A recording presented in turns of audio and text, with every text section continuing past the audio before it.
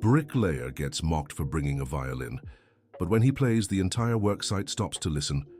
Mike Johnson pressed the violin against his chest as laughter echoed through the construction site. His calloused hands trembled, not from fear, but from an emotion he couldn't name. "Hey everyone, Mike brought a violin to the worksite," shouted Tommy, pointing at the instrument. "Gonna play us a waltz while we lay bricks?" Peals of laughter erupted among the workers. Mike stayed, silent, studying each mocking face. These were men he'd worked alongside for 3 years, sharing sweat, lunch pails, and complaints about pay. Yet in that moment, they felt like strangers. "Let me guess," Tommy continued, stepping closer. "Found this old thing in the trash and decided to bring it here? Gonna sell it for booze?" More laughter. Mike took a deep breath. The violin in his hands was the only inheritance his father had left him, along with a broken promise and a secret that had weighed on his soul for decades. "I'm not selling it," Mike answered, his firm voice cutting through the jeers. "I'm gonna play." The silence that followed was broken by another wave of scorn. Joe Charlie, the oldest of the group, shook his head. "Mike, you losing it? Bricklayers don't play violins, that's for rich folks, people who went to conservatories." "Exactly," agreed John Peter. "Can barely write his own name and now he's pretending to be a musician." The words stung worse than any work injury. Mike knew prejudice, he lived with it every day. A 52-year-old man, functionally illiterate, laying bricks since he was 14. Who was he to dream of music? But there was something his co-workers didn't know, something even his late wife had never learned. Mike carried a story that would change not just his life, but everyone's on that work site. "Give me 5 minutes," he said, raising the violin. "Just 5 minutes." "Oh, for heaven's sake," Tommy groaned. "Frank's already watching us if he sees this nonsense." Frank was the site foreman, a hard man who tolerated no distractions during work hours. Mike knew he was risking his job, but something inside him screamed, "Now or never." Dear listener, if you're enjoying the story, don't forget to like and subscribe. It helps us newcomers a lot. Now back to the tale. Then, something unexpected happened. Mrs. Connie, the lead engineer, a woman in her 60s, equally respected and feared, appeared on site. Her presence sent everyone scattering back to their posts. "What's going on here?" she asked, eyeing the commotion. Mike quickly stashed the violin in his bag, but not fast enough. Mrs. Connie's sharp eyes caught the movement. "Mr. Johnson, what were you hiding?" Mike's heart raced. Losing his job now would be catastrophic. Bills overdue, medicine to buy, rent due. "Nothing, ma'am. Just a personal thing." "Show me." No way out. Slowly, Mike pulled out the violin. Mrs. Connie's eyes widened. "A violin on a construction site." "I'm sorry, ma'am. It won't happen again." But something shifted in her expression. A shadow of memory crossed her face. "Can you play?" The question caught Mike off guard. He glanced at his co-workers, who watched with curiosity and a hint of glee. Now he'd be humiliated in front of the boss. "A little," he admitted. "Play something for me." "Ma'am, that's an order, Mr. Johnson." No escape. Mike positioned the violin, closed his eyes, and let his fingers find the strings. The first notes came out hesitant, decades of neglect taking their toll. But then, as if the instrument recognized its owner, the melody began to flow. It was an old tune, a waltz his father used to play on Sunday nights when the family gathered in their small mud brick house. Mike was 7 years old when he held a violin for the first time, his small fingers struggling to reach the strings. His father, a simple man who worked cutting sugarcane, transformed when he played. His tired eyes would sparkle, his calloused hands dancing delicately over the instrument. The music filled the worksite. One by one, the workers stopped what they were doing. The pickaxes rested, the shovels were abandoned, the noise of the machines seemed to fade. Even the birds seemed to have quieted to listen. Tommy, who had been mocking him minutes earlier, stood frozen. Joe Charlie removed his helmet as if he were in a church. John Peter let a tear roll down, remembering something long forgotten. When the last note faded into the air, the silence was absolute. Mike opened his eyes and saw dozens of faces turned toward him. Faces that no longer showed mockery, but something between admiration and bewilderment. "My God," whispered. "Mrs. Carney, where did you learn to play like that?" Before Mike could answer, Frank came running, his face red with anger. "What's this mess? Why isn't anyone working?" He stopped when he saw Mrs. Carney. "Doctor, you're here?" "Frank, I need to speak with you. In private." The two walked away, leaving Mike surrounded by his co-workers. But now the mood was different. There was respect in their gazes, curiosity in their expressions. "Mike," said Joe Charlie, his voice choked. Where did you learn?" "It's a long story," Mike replied, putting the violin away. "We've got time at lunch," suggested John Peter. But Mike didn't get the chance to. "Tell his story at lunch." Frank called him into the office. Inside, Mrs. Connie waited with an unreadable expression. "Mr. Johnson, sit down." Mike obeyed, his legs trembling. This was it. He was going to be fired. "How long have you worked?" "In construction." 38 years, ma'am." "And how long have you played the violin?" "I learned as a child, but it's been a while." "A long while." Mrs. Connie stood and walked to the window, looking down at the worksite below. "My father was a violinist," she said, surprising Mike. "He played with the New York City Symphony Orchestra. I grew up listening to classical music, waltzes, choros. When he passed away, I swore I never wanted to hear a violin again." She turned to Mike. "But today when you played, it was like he was alive again. That waltz. My father used to play it for my mother." "I'm sorry if I brought up painful memories, ma'am." "They weren't painful, they were necessary." "Mr. Johnson, what is a man with your talent doing laying bricks?" The question hurt more than any humiliation. Mike lowered his head. "Life, ma'am. Life does this to us." "I want to hear your story, the real story." Mike hesitated. There was so much to tell, so much that had been buried. But something in Mrs. Connie's gaze encouraged him. "My father was a sugarcane cutter in Pittsburgh, but in his free time, he played the violin. He taught himself, listening to the radio mimicking the sounds. When I was born, he swore he'd teach me. He said music was the one thing no one could take from us." The words flowed now, decades of silence breaking. "I had talent. By 10, I played better than him.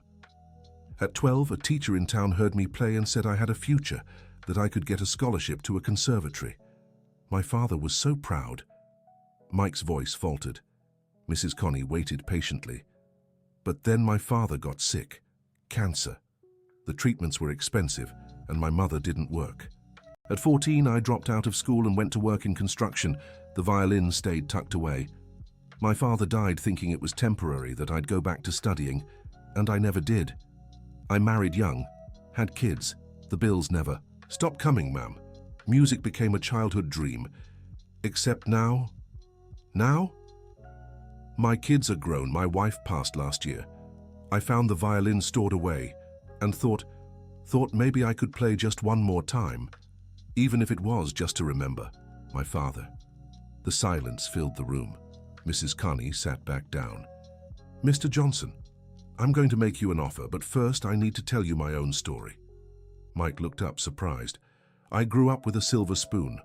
My father, besides being a musician, came from a wealthy family.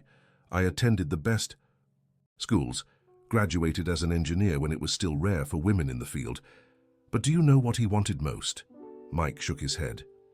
"For me to play the violin. But I was rebellious, wanted to prove I was different. I chose engineering to spite him. We spent years fighting over it. When he died, we hadn't made peace." Tears glistened in her eyes.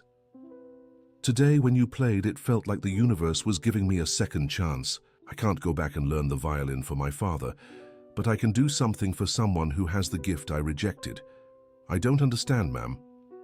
I'm organizing a charity event, a dinner to raise funds for the city's children's hospital. We need entertainment. I want you to play at this event." Mike nearly dropped the violin. "You're joking?" "I've never been more serious. But on one condition, you must rehearse. Practice, regain your technique. We have 2 months." "Ma'am, I work all day. I don't have time. We'll adjust your schedule. 2 hours a day for practice, no pay cut." "But the other workers, leave that to me. Oh, and Mr. Johnson, At the event, there'll be important people, construction company owners, business people, even the mayor. If you play well, who knows what doors might open? Mike left the room in shock. At the worksite, his co-workers immediately surrounded him. "So, did you get chewed out?" Tommy asked, but now there was genuine concern in his voice. "No, she wants me to play at an event." Silence fell. Then Joe Charlie burst out laughing. "You're kidding!" "I'm serious." And Mike told them everything. About the offer, the 2 hours of practice, the charity event. The faces around him showed disbelief and something he hadn't seen in a long time. Admiration. "Man," said John Peter, "you're gonna play for us again?" "If you want." "We do," they answered in unison. And so, as the sun set over the worksite that evening, Mike played again. This time, there was no mockery. The rough-handed, sun-worn men listened in respectful silence. Some closed their eyes, transported to childhood memories. Others fought back stubborn tears. When he finished, Tommy approached. "Mike, I'm sorry, I didn't know." "Nothing to forgive. You couldn't have known. It's just, you know how it is. We're so used to this hard life that when we see something beautiful, something different, our first reaction is to joke. It's like we're afraid to dream." Tommy's words struck deep. It was true. How many dreams were buried under cement and bricks? How much talent wasted just to survive? That night, Mike went home and stared at the violin for a long time. For the first time in decades, he felt hope. But with it came fear. What if he couldn't do it? What if he'd lost his talent? What if he embarrassed himself at the event? He grabbed his phone and called his daughter, Mary. "Dad, everything okay? It's late." "Sweetheart, I need to tell you something." And he told her. About the violin, his childhood, the grandfather she barely knew. Mary listened quietly. "Dad, why didn't you ever tell me this before?" "Shame, maybe, or fear. I don't know, sweetheart. When you bury a dream, it hurts too much to dig it up again. And now I have a chance. But I'm scared. Dad, remember what you always told me. That fear is just the beginning of courage." Mike smiled, his own wisdom coming back to encourage him. "Thank you, sweetheart." "Dad, can I watch you play at the event?" "Of course you can. If I don't, mess up everything." The next day, Mike arrived at the worksite and found a surprise. His co-workers had improvised a small space for his rehearsals, a shaded spot under the slab, away from the noise of the machines. "We talked it over," explained Joe Charlie, "and we decided you need a decent place to practice." "But Frank..." "We already spoke with him. As long as it's during the hours the doctor approved, it's all good." Mike felt his eyes sting. Those men who had mocked him yesterday were now supporting him. The following days established a new routine. Mike worked in the morning, rehearsed for 2 hours after lunch, and returned to work until the end of his shift. At first, his fingers protested. The strings cut into his softened skin. The notes came out off-key, the rhythm uneven. But he persisted, and every day he improved a little. His co-workers began eating their lunches near his practice spot, listening in silence. It was as if the music brought a new dignity to that hard-working space. A week later, Mrs. Connie showed up to check on his progress. "How's it going?" "Slow, Doc, but it's going. Play something for me." Mike chose a simple piece, a melody his father used to play. The notes flowed more confidently this time. When he finished, Mrs. Connie nodded. "Better. But you need more. I brought something to help." She handed Mike an envelope. Inside was sheet music. "These were my father's favorites. Some are difficult, but I believe you can do it." Mike flipped through the pages. They were classical pieces, elaborate waltzes, compositions that would demand all his effort. "I'll try, Doc." "Don't try, do it." "And Mike, there's something else." She hesitated, as if wrestling with her words. "My father left something behind. A violin. A Stradivarius, a replica, but of excellent quality. It's been stored away for 20 years. I'd like you to use it at the event." "Doc, I can't accept." "I'm not giving it to you. I'm lending it. I want to hear that violin sing again. Please." How could he refuse? Mike accepted, the weight of responsibility growing. That night at home, He opened the case Mrs. Connie had given him. The violin was a work of art. The wood gleamed, the new strings waiting to be played. When he held it, he felt the difference immediately. It was as if the instrument were alive, eager to make music. He played a simple scale. The sound that emerged was so pure, so crystalline, that Mike stopped, startled. This was how music was supposed to sound. This was how his talent could truly express itself. But with the beauty of the sound came the awareness of the challenge. The event was approaching, and he could barely play the simplest pieces without mistakes. The sheet music Mrs. Connie had brought was far too complex. The next day, he sought out Joe Charlie during lunch. "I need help." "What's up, Mike?" "I need to learn how to read sheet music properly. I never studied music formally. I play by ear, but these pieces..." Joe Charlie scratched his head. "Man, that's tricky. Nobody here knows that stuff." It was John Peter who had an idea. "Tommy's niece, Beatrice. She studies at the City Conservatory. Maybe she can help." Tommy, who had been listening, frowned. "I don't know, Bee's proud, doesn't like teaching beginners."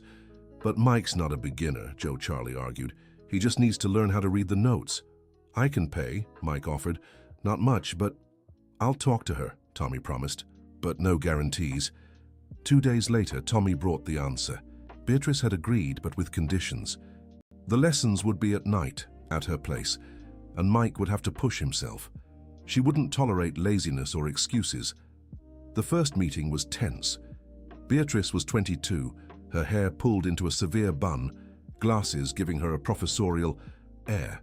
She looked at Mike skeptically. "So you're the bricklayer who plays the violin?" "That's me." "Play something." Mike played. Beatrice listened with a critical expression. "Poor technique. Incorrect posture. But..." She paused. "You have feeling, you have soul, that's rare." "Thanks." "It's not a compliment. It's an observation. Feeling without technique is a waste. Let's get to work." The lessons were tough. Beatrice had no patience for mistakes, demanding repetition, perfection. Mike came home with numb fingers, his mind exhausted. But he learned. Slowly, the notes on the page began to make sense. The sheet music revealed its secrets. One night, after a particularly difficult session, Beatrice surprised Mike. "Why did you give up music?" Mike told his story. Beatrice listened in silence. "You know," she said when he finished, "my teacher at the conservatory always says wasted talent is the world's greatest tragedy. But you know what I think?" "What?" "That preserved talent, even buried, can still bloom. You're proof of that." It was the first real compliment she'd given him. Mike felt strangely moved. The weeks flew by. The event was approaching, and with it, the pressure grew. Mrs. Connie visited rehearsals regularly, always encouraging, but Mike saw worry in her eyes. "I need to be honest," she said one day. "There will be important people at the event. People who might not understand the symbolism of a laborer playing. We need your performance to be flawless." "I'm trying, Doc." "I know, but..." She didn't finish the sentence, but Mike understood. Effort might not be enough. That night, he practiced until dawn. Mary called, concerned. "Dad, the neighbor called me. Said you've been playing for hours." "I need to get better, sweetheart." "Dad, remember when I was studying for my college exams? You said rest is part of the process." Once again, his own wisdom coming back to him. Mike smiled, exhausted. "You're right, honey. I'll sleep." But sleep didn't come easily. He dreamed of his father, of the violin, of an audience booing him. An audience. He woke up sweating, his heart racing. At the worksite, his co-workers noticed the tension. "You okay, Mike?" asked Joe Charlie. "I'm nervous. What if I mess it all up?" "You won't," said John Peter. "We've been listening to you play better every day. It's different playing here and playing in a hall full of rich folks." Tommy stepped closer. "Mike, let me tell you something. When you played here for the first time, I cried. Know why?" Mike shook his head. "Because it reminded me I had a dream too. Wanted to be a writer. Wrote poetry as a kid. But life, you know how it goes. When I saw you with that violin, I thought, if he's brave enough to dream again, why can't I? And I started writing again. Little things, but I'm writing. You inspired me, man. Inspired all of us. So don't talk about messing up. You've already done so much just by reminding us we're more than bricklayers. Tommy's words echoed in his mind. Mike hadn't realized the impact his music had on his co-workers. He looked around and saw something new in their work-worn faces: hope. 2 weeks before the event, the first major obstacle appeared. Mike arrived for rehearsal to find the space filled with construction materials. "What happened?" he asked Frank. "Change of plans. We need this space for storage. You'll have to rehearse somewhere else." "But where?" Frank shrugged. "Your problem." Mike felt desperation rising. Without a place to practice, how could he keep improving? His co-workers gathered, outraged. "This is messed up," complained Joe Charlie. "Frank never bought that story about the violin," observed John Peter. "He must be trying to sabotage it." But there was nothing to be done. Mike tried rehearsing at home, but the neighbors complained. He tried in the backyard, but the rain started, persistent, every single day. It was Beatrice who offered a solution. "You can rehearse at my place. I have a soundproof room. I don't want to impose." "It's not imposing, it's an investment. I've already spent time teaching you. I won't let it go to waste now." But rehearsing at Beatrice's house brought new challenges. The formal environment made her even more demanding. Every mistake was pointed out, every imperfection criticized. "No," she shouted one afternoon, "this passage needs more feeling. I'm trying. Trying isn't enough. Where's the emotion you show when you play for the workers? It's different. There, I play for people like me. Here. Here what?" "Here I feel judged." Beatrice took off her glasses, rubbing her eyes. "Mike, I'll tell you a secret. At the conservatory, half the students come from wealthy families. They've had lessons since childhood, expensive instruments, every opportunity. The other half is us, who fought for scholarships, who studied on borrowed instruments." She paused. "Do you know the difference between the two groups?" Mike shook his head. "The rich play with technical perfection. We play with our souls, because music for us isn't a hobby, it's salvation. It's proof that we deserve to be there just as much as they do. You have that, Mike. Don't let fear take it away." From that day on, something changed. Mike began to play not to impress, but to express. The notes came alive, the melodies told stories. A week before the event, Mrs. Connie paid a surprise visit to the rehearsal. "I want to hear the full repertoire." Mike took a deep breath and began. He played the waltzes, the classics, the pieces that had seemed impossible weeks before. When he finished, silence filled the room. "It's good," Mrs. Connie said finally. "But," Mike's heart sank, "something's missing. The notes are right, the technique has improved a lot. But where's the man who played at that work site? Where's the emotion that made me cry? Mike, at the event, I don't want a musician trying to impress. I want the bricklayer who found beauty in the middle of concrete, understand?" Mike nodded, but the pressure only grew. 3 days before the event, a new problem. Mary called, crying. "Dad, Peter had an accident." Peter was his 8-year-old grandson. He'd fallen off his bike and broken his arm. "I'm at the hospital," Mary continued. "He's okay but scared. He won't stop crying. He wants his grandpa." Mike didn't hesitate. Violin in hand, he rushed to the hospital. He found Peter. In the waiting room, his little arm in a cast, his face streaked with tears. "Grandpa, it's okay, champ. Grandpa's here." "It hurts, Grandpa." "I know. But you know what helps with pain." Mike opened the violin case. Peter's eyes widened. "You brought it." "Of course. Music heals everything, remember?"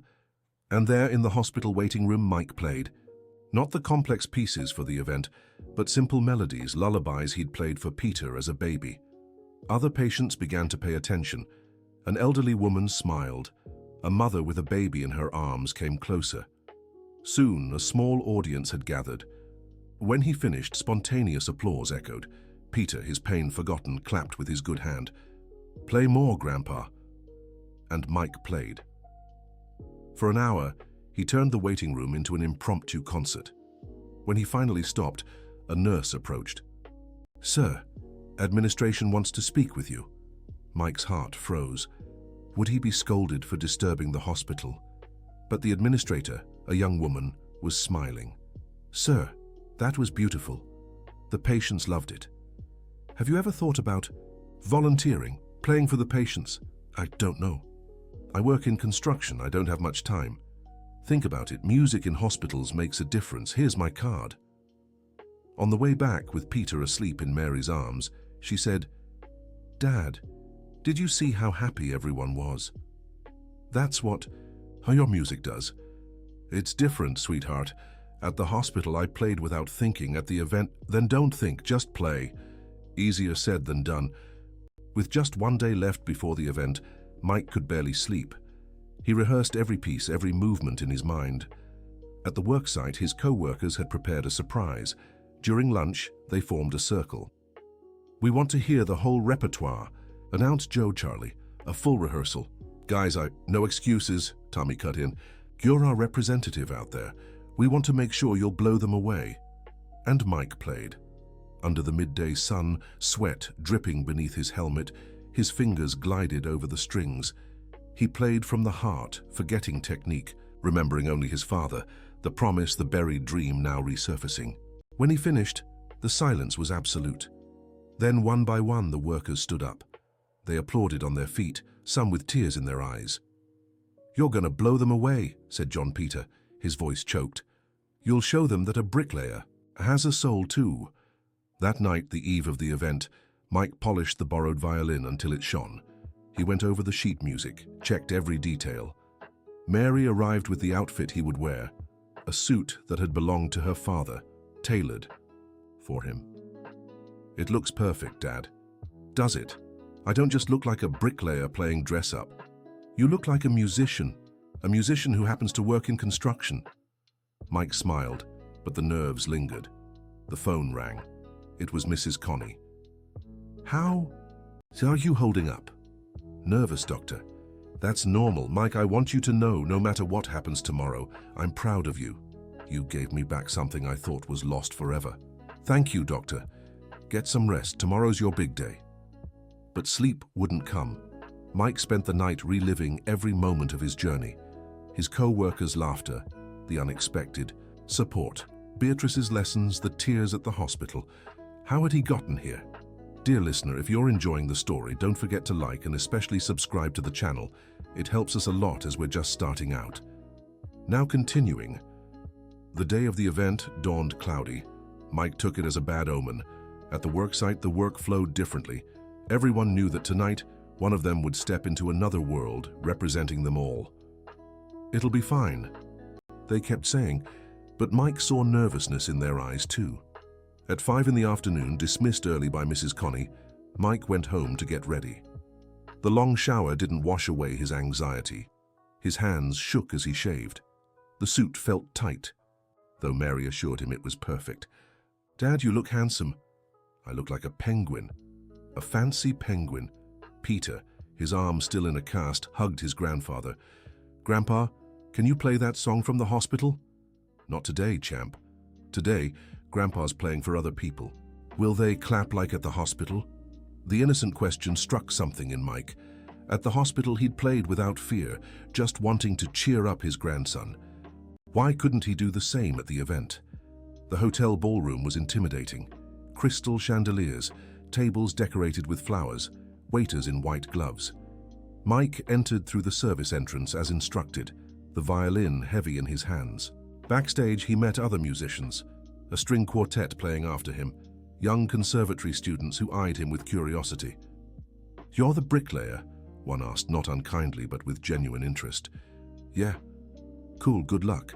Mrs. Connie appeared, elegant in a blue dress. "Mike, how are you?" Trying not to run, she laughed. "Come see something." She led him to a gap in the curtain. The ballroom was packed, men in suits, women in long dresses, jewelry sparkling under the lights. "See that bearded gentleman?" Mrs. Connie pointed. "He owns the biggest construction company in the region, and that lady in red?" Director of the State Conservatory. Mike felt his legs go weak. "Why are you showing me this?" "Because I want you to understand the opportunity, but also," she turned to him, "I want you to remember they're just people. People who deep down want the same thing as the workers at the worksite, to be moved by beauty. The Master of Ceremonies announced the acknowledgements, the event's objectives. Mike barely heard, his heart pounding in his ears. And now, a special performance. Her talent discovered under unusual circumstances. Ladies and gentlemen, Mike Johnson. That was his cue. Mike took a deep breath, adjusted his violin, and stepped onto the stage. The spotlight blinded him momentarily. When his vision cleared, he saw hundreds of faces turn toward him. Curious faces, skeptical ones, some clearly surprised. Someone whispered, "Is he really a bricklayer?" Mike positioned his violin. His hands trembled so much he nearly dropped the bow. He closed his eyes trying to recall Beatrice's instructions, Mrs. Connie's words. But what came to mind was something else. His father's voice, "Music is the one thing no one can take from us." He opened his eyes and began to play. The first notes came out shaky. Someone in the audience coughed. Mike felt panic rising. He was going to ruin everything, disappoint Mrs. Connie, embarrass his co-workers. Then he saw in the third row a familiar face. Beatrice was there, having secured an invitation. She gave a discreet wave, her lips forming a word, "Soul." Mike took a deep breath and started again. This time he didn't play for the elegant crowd. He played for his father, gone so long ago. He played for his worksite colleagues, who had believed in him. He played for Peter with his broken little arm. He played for all the dreams buried under life's cement. The music flowed, the waltz that had started it all, the one that made Mrs. Connie cry filled the hall. Mike no longer saw individual faces, only felt the music flowing through him, decades of silence turning into sound. When the last note faded, the silence was absolute. For a terrible moment, Mike thought he had failed. Then one person began to clap, then another, and another. Within seconds, the entire hall was on its feet, applauding. Mike blinked, confused. Was this really happening? He saw Mrs. Connie in the front row, tears streaming unashamedly. Beatrice smiled, a genuine smile that softened her stern face. The Master of Ceremonies stepped onto the stage. "Please, one more piece." Mike looked at Mrs. Connie, who nodded. He played again and again. 3 pieces in total, each received with more enthusiasm than the last. When he finally left the stage, his legs trembled for a different reason. Backstage, he was immediately surrounded. "Magnificent," someone said. "Where did you study? How long have you played professionally? Do you have a manager?" Questions came from all sides. Dazed, Mike could barely respond. It was Mrs. Connie who rescued him. "Excuse me, Mr. Johnson needs a moment." She led him to a private room. "How do you feel?" "Like I'm dreaming." "This isn't a dream. Mike, you were extraordinary. But now comes the important part. Out there, people want to talk to you. Some with offers. You need to be ready." "Offers?" "I saw at least 3 event managers interested in hiring you. The conservatory director wants to offer a scholarship for further training. And..." She paused. "The cultural secretary mentioned something about a public music program." Mike sat down, his legs weak. "I just wanted to play, Doctor. I didn't expect..." "I know, but sometimes when we do something with our hearts, the universe conspires in our favor. The question is, what do you want to do with these opportunities?" Before Mike could answer, there was a knock at the door. It was Mary with Peter. "Dad, you were amazing." Peter jumped with his good arm. "Grandpa," everyone clapped, even more than at the hospital. Hugging his family, Mike felt clarity. He knew what he wanted. Back in the hall, he faced the interested parties with newfound confidence. Yes, he would accept playing at events, but he'd continue his construction work. It wasn't about money, he explained, but loyalty to those who believed in him first. The conservatory director insisted on the scholarship. "Your talent needs to be developed. We can arrange flexible schedules. I accept on one condition. I want you to create a program for workers, people like me, who had to give up music to survive." She seemed surprised but interested. "That's an innovative idea. Let's talk." The culture secretary was more direct. "We want you to play at hospitals, nursing homes, public schools, bring music where it's needed most." It would be an honor. By the end of the night, Mike had more opportunities than he could have dreamed of. But the most important moment came when an elderly man approached. "I'm Anthony Miller," he introduced himself. "I knew your father." Mike froze. "You did?" "We worked together in the sugarcane fields. He talked about you all the time, about his prodigy son who'd become a famous musician. We were all sad when he died, even more when we heard you had to stop playing." The man paused, emotional. "Today, seeing you up there, it was like John was alive again. He'd be so proud." The words broke Mike's composure. There, in the middle of the elegant hall, he cried. He cried for his father, for the lost years, for the dreams he thought were dead but were now reborn. The next day, Mike arrived at the worksite wearing his usual uniform. His co-workers immediately surrounded him. "Tell us everything," and Mike did. About the nerves, the near failure, the turning point, about the offers, the opportunities. "So you're leaving us?" asked Tommy, trying to sound casual but clearly worried. "Never. You believed in me when I didn't believe in myself. I'll keep working here, building by day, but now I'll build with music too, at night and on weekends." The relief on their faces was visible. "And there's more," Mike continued. "I got the conservatory to create a program for workers. Any of you who want to learn music—" He didn't finish. He was hugged, congratulated, celebrated. There, among bags of cement and tools, the victory felt even sweeter. Frank appeared, his usual scowling face. "Very nice, all this. But work doesn't stop. Come on, everyone, back to it." But as he passed Mike, he whispered, "Congratulations. My father played too. Accordion, died without fulfilling his dream. I'm glad you made it." It was the closest to praise Mike would ever get from him. The following weeks were about adjustment. Mike split his time between the worksite, conservatory classes, and performances. He played at hospitals where patients smiled at the sound of the violin, at nursing homes where elders reminisced about their youth to the sound of waltzes, at schools where children discovered music wasn't just for the rich. The conservatory's worker program started small. 3 co-workers signed up. Tommy decided to try guitar. Joe Charlie surprisingly chose flute. John Peter went for percussion. "Always wanted to drum," he admitted, embarrassed. Beatrice volunteered to teach in the program. "Someone's got to make sure they learn right," she said, pride in her voice. Mary organized her father's schedule, making sure he didn't overdo it. "You're not 20 anymore," she reminded him often. "But I feel like I am," Mike replied. It was true. Music rejuvenated him. Every performance was a discovery, every applause a confirmation it's never too late to dream. 6 months later, the impossible happened. A music producer watched Mike perform at a hospital and made an offer to record a CD. "Classical music doesn't sell much," he admitted, "but your story is unique. A bricklayer who plays like an angel. It has appeal." Mike hesitated. Recording a CD seemed too pretentious. It was Mrs. Connie who convinced him. "Think of how many people could hear your music. How many other workers might be inspired." The recording was done on weekends in a small but well-equipped studio. Mike carefully chose the repertoire, his father's waltzes, classics he had learned, and an original composition created during sleepless nights. He titled the album Building Dreams. On the day of the release, the worksite stopped. Mrs. Connie organized a surprise party right there among the beams and concrete. A sound system was set up, and the CD played for everyone to hear.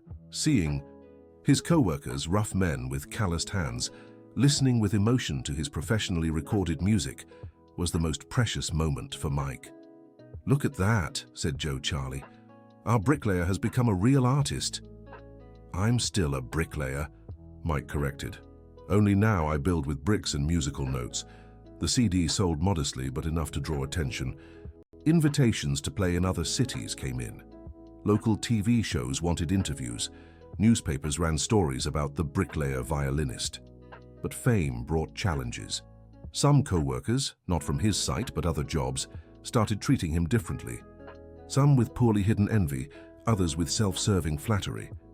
"Now he thinks he's better than us," he overheard someone say. The criticism stung. Mike had never wanted to put himself above anyone. It was during one of these difficult days that he received a letter. Shaky handwriting, simple paper. "Mr. Mike, my name is Joseph. I'm 67 and have worked in construction since I was 15. I heard your story on the radio and cried. I too had a dream.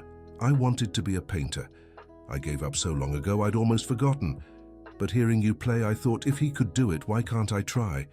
I bought paints and canvases. My hands shake, but I'm painting. Thank you for reminding me it's never too late. Mike read the letter over and over, tears blurring the words. This was why he kept going. Not for fame or money, but for people like Joseph. A year passed. The conservatory program for workers grew, now with 50 students. Some showed real talent, others simply enjoyed rediscovering the joy of music. Mike performed regularly, but kept his construction job. It was his anchor, his reminder of where he came from. One ordinary afternoon, laying bricks under the hot sun, Tommy approached. "Mike, I need to show you something." He pulled a folded paper from his pocket. It was a poem, written in his careful handwriting. "It's about you, about how your courage inspired me. I'm sending it to the city literary contest." Mike read it, moved. The poem spoke of buried dreams, sprouting like flowers in concrete. "It's beautiful, Tommy. It's my turn to try. If you could do it, so can I." And so, like ripples in a pond, Mike's courage spread. John Peter formed a percussion group with other workers. Joe Charlie discovered he had a knack for teaching and started giving flute lessons to kids in the community. The worksite, which once echoed only with machines and hammers, now had music during breaks. Improvised instruments, off-key but joyful voices, beauty blooming in the unlikeliest place. Mrs. Connie, watching the transformation, remarked, "You know, Mike, you've done more than play the violin.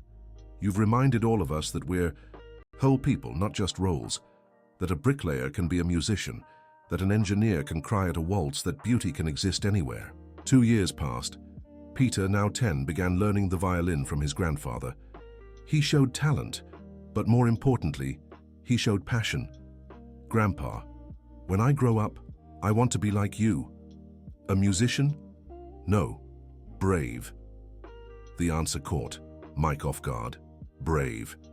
He who had trembled with fear so many times, who had almost given up, was seen as brave by his grandson. Mary organized a special concert. 3 generations. Mike, Peter, and a surprise, his great-grandfather's violin, restored, to symbolize the dream's continuity through time. The concert took place at the City Theatre, packed to the brim. In the audience, his worksite colleagues filled 2 entire rows, uncomfortable in their best clothes but beaming with pride. Mike played like never before. Every note carried the story of his family, his struggles, his late but sweet victory. Peter, nervous but determined, played a simple piece with childlike perfection. At the end, as the applause echoed, Mike saw his father. Not literally, of course, but he felt his presence, his pride crossing the veil between worlds. After the concert, at the reception, a man approached. He was the son of the construction company owner where Mike worked. "Mr. Johnson, that was an impressive performance. Thank you. I'd like to make a proposal. We want to create a foundation focused on bringing art to construction sites, music, painting, literature. We'd like you to lead the project." Mike blinked, surprised. "But I don't have the education for that. You have something better. You have the experience, the workers' respect, living proof that it works. Of course, you'd keep playing, but you'd also help others find their art." It was tempting, very tempting, but "Can I keep laying bricks?" The man laughed. "If you insist, but why?" "Because that's who I am, not the bricklayer who became a musician, or the musician who was a bricklayer. I'm both. And it's in both that I find my truth." The project was approved. Art on site started small at 3 of the company's work sites, but the idea spread. Other construction firms joined. Within 6 months, programs were running across the city. Professional musicians held workshops. Visual artists taught basic techniques. Writers organized reading and writing circles. And at the center of it all was Mike, juggling coordination, playing, and yes, laying bricks. Beatrice, now graduated, became the project's music coordinator. "You taught me something important," she told Mike. "That music shouldn't be a privilege. It should be a right." 3 years had passed since that first day at the worksite. when Mike had been mocked for carrying a violin. Now it was common to see instruments in the locker rooms, sheet music taped to cabinets, workers discussing chords during coffee breaks. One Friday morning, Mike arrived at the worksite to find a surprise. A new sign at the entrance. Mike Johnson. Musical worksite. What's this? He asked, moved. Mrs. Connie smiled. A unanimous vote from the board. This worksite, where it all began, now bears your name and more. It will be Latin America's first arts training worksite. Mike couldn't speak. His co-workers surrounded him, applauding. Frank, the eternal Grump, was the first to break protocol, hugging Mike. You changed this place, you changed us, thank you. One by one, the workers embraced Mike, men who had learned that hard work doesn't have to harden the soul. That beauty can bloom anywhere, even in concrete. That afternoon, there was a celebration at the worksite. Music, of course, lots of music. Tommy recited his poems, now published in a handmade book. Joe Charlie played the flute, accompanied by John Peter on percussion. New talents emerged, a welder who sang opera, a tile setter who composed sambas. Mike played last. He chose his father's waltz, the one that had started it all. But now he wasn't playing alone. Peter joined him, 3 generations united by music. And as the final notes echoed through the worksite, there wasn't a dry eye in sight. Mary, pregnant with their second child, stepped forward. Dad, I have some news. If it's a boy, we'll name him John, like Grandpa. And if it's a girl, Hope. Because that's what you taught us, that there's always hope.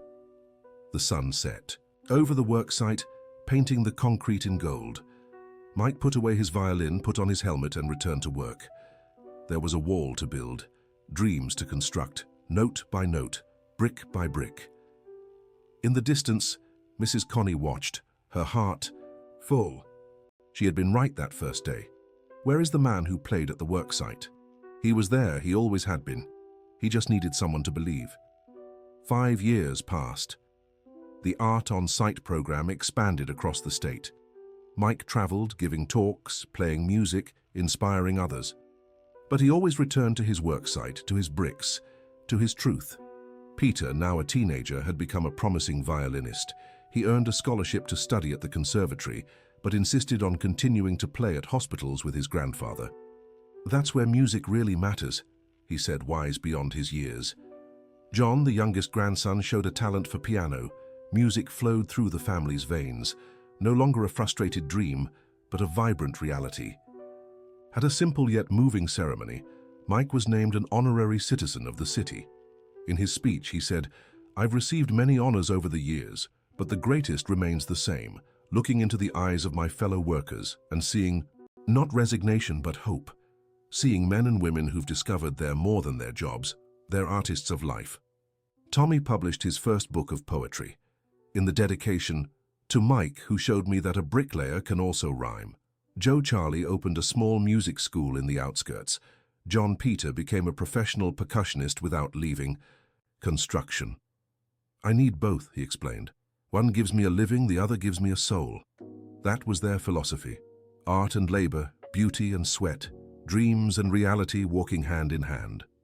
Beatrice married one of the musicians from the program. At the wedding, Mike played the waltz. When he finished, she whispered, "Thank you for teaching me that music is more than notes. It's transformation." The documentary about Mike. The Bricklayer and the Violin won awards at festivals across the country. But what moved him most were the messages he received afterward. Workers from all over the United States sharing how they'd reclaimed their dreams, rediscovered their art. A truck driver who started painting again, a janitor who began writing, a doorman who formed a choir. Stories of courage inspired by his courage. One rainy afternoon, Mike had an unexpected visitor at the worksite, an elderly, well-dressed man carrying a violin case. "Mr. Johnson? I'm Charles Anderson. I came from New York City just to meet you." "Of course. I'm a luthier. I've made violins for 50 years, and I have a story to tell." They sat in the makeshift break room. Charles opened the case, revealing a violin of extraordinary beauty. "This violin is 100 years old, made by my grandfather. For decades, I searched for someone worthy of playing it, Someone who understood that a violin isn't just wood and strings. It's a soul. He paused. I saw a video of you playing. I saw how you treat the instrument with the respect of someone who knows manual labor. I came to offer it to you. Mike's eyes widened. I can't accept this. It must be worth a fortune. It's worth more than money. It's worth a lifetime of dedication. That's why it belongs with someone who understands. Please take it, not as a gift but as a responsibility. Play it, make it live. How could he refuse? Mike accepted, his hands trembling as he held the century-old instrument. When he played the first notes, the sound was so pure the workers stopped their tasks. It was as if the violin had waited 100 years for this moment. Does it have a name? Mike asked. Hope, Charles replied. My grandfather named it that. He said as long as there's music, there's hope. Fitting. Hope was what Mike sowed with every note. Time passed. Mary had another child, a girl. Hope, as promised. She was born surrounded by music, her great-grandfather's violin and the century-old Stradivarius guarding her sleep. Mike grew older, but never stopped. At 60, he still laid bricks in the morning and played at night. His hands showed the passage of time, but never lost their delicacy when playing. One special evening, he organized a concert, 10 years of music at the worksite. The city theater was packed.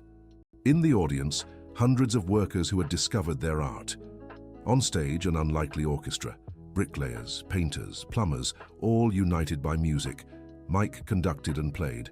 Beside him, Peter, now an adult and a professional violinist. Behind them, John at the piano, still a teenager but talented. 3 generations proving that dreams don't die. They just wait for the right moment to bloom. The concert was a success.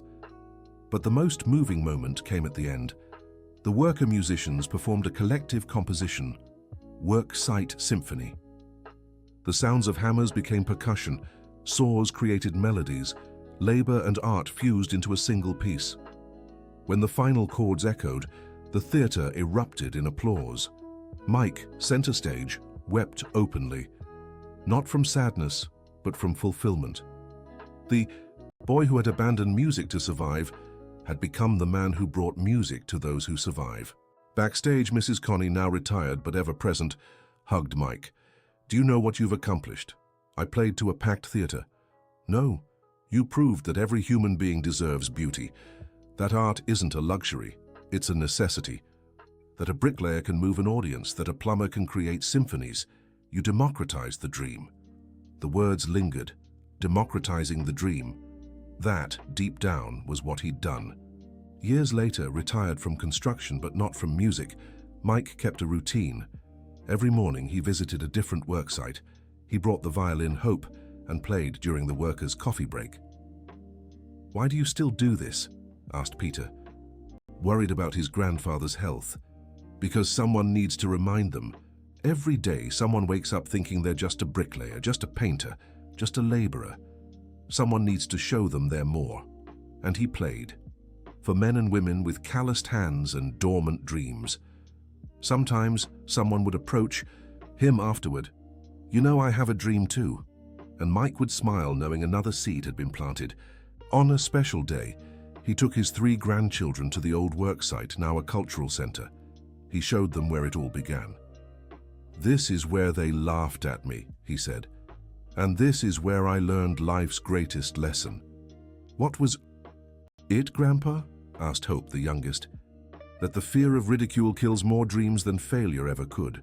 That others' opinions only have the power we give them. That it's never, ever too late to become who we were born to be. The children listened intently. Peter, now grown, John, a college student, Hope, still a little girl. 3 generations who would never know the pain of abandoning a dream out of necessity. Grandpa, said Hope, I want to learn the violin. And I want to learn composition, added John. Peter smiled. I think we already know our destiny, Grandpa. To continue what you started. Mike hugged his grandchildren, his heart overflowing. The cycle continued, but now stronger without the losses of the past. That night, alone at home, Mike took out his father's violin, the instrument that had started it all. He played the waltz as he had hundreds of times, But now there was no sadness, only gratitude.